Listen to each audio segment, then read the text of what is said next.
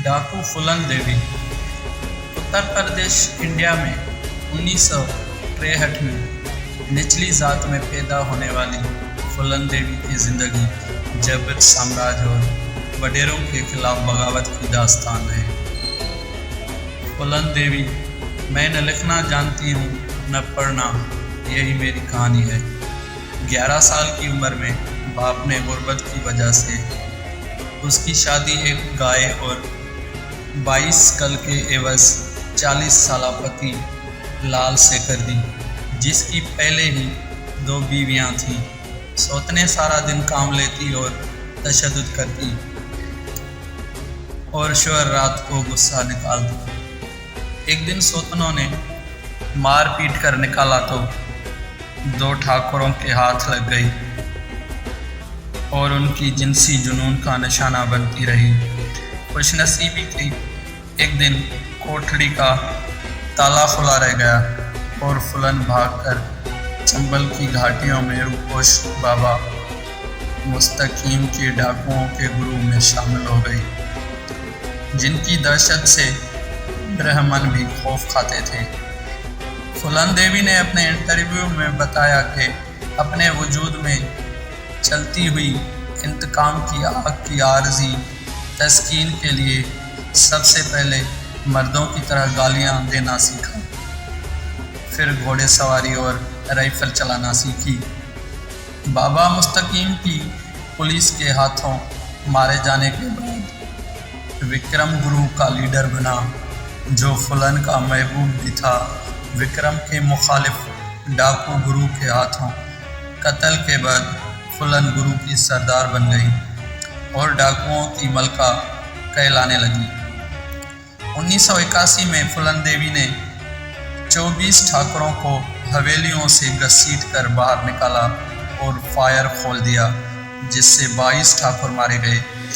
फुलन देवी पे बेशुमार किताबें लिखी गईं, जिनमें सबसे मशहूर मुसन्निफा माला सीन की किताब बैंडिट क्वीन है, जिसका 27 ज़बानों में तर्जुमा हुआ। और नामवर फिल्म साज शेखर कपूर ने उस पे बैंडिट क्वीन के नाम से ही फिल्म बना दी। खुद फुलन ने माय लाइफ के नाम से किताब लिखी, जिसे फ्रांसीसी मुनसफ़ा ने भारतीय मुतरजम की मदद से तहरीर किया, जिसकी 7 लाख कापियाँ दुनिया भर में फ़रोख्त हुईं। फुलन ने बताया कि वो सिर्फ गरीबों पर जुल्म करने वालों को लूटती थी, जो गरीबों की लड़कियां उठा कर ले जाते और नीची ज़ात वालों को अशवत समझते। उसकी जद्दोजहद से मुतासर होकर एक अमेरिकी मुसन्निफ ने उसे भारत की रॉबिन हुड कहा। फुलन देवी ने पुलिस और सरकारी मशीनरी को इस कदर जज किया कि इंदिरा गांधी ने हुक्काम को अख्तियार दिया कि अगर फुलन को गिरफ्तार नहीं कर सकते तो उससे कोई डील कर लो।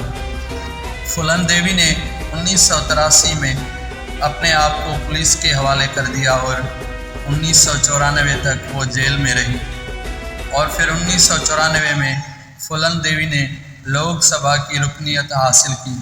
1998 में शिकस्त का सामना करने के बाद अगले साल एक बार फिर वो रुकन पार्लियामेंट बनी।